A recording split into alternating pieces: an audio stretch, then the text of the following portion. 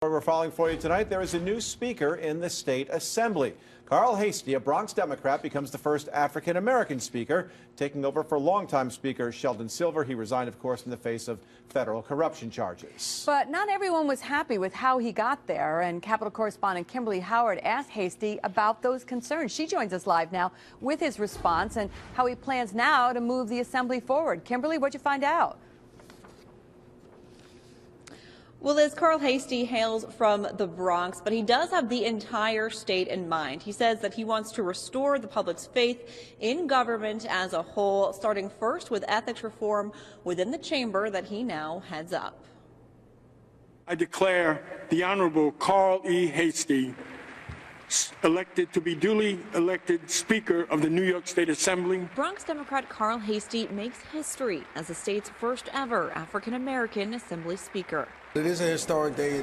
It breaks the glass ceiling. I'm a listener, and I like to build consensus. But the consensus among Assembly Democrats was built behind closed doors. So I asked him, why not have just one public forum, public discussion? Because it's a representative democracy, and the members of the conference, we had a conference, and we came to a consensus, and then we came and voted publicly. Although some of Hastie's colleagues admit they weren't pleased with the process. It's a challenging situation. My preference would have to extend it a little bit further, to at least keep the February 10th deadline. It was very much not made in the public. It was very much deal making behind the scenes, and I think a bit rushed. Still, Hastie is concentrating on moving the legislature forward.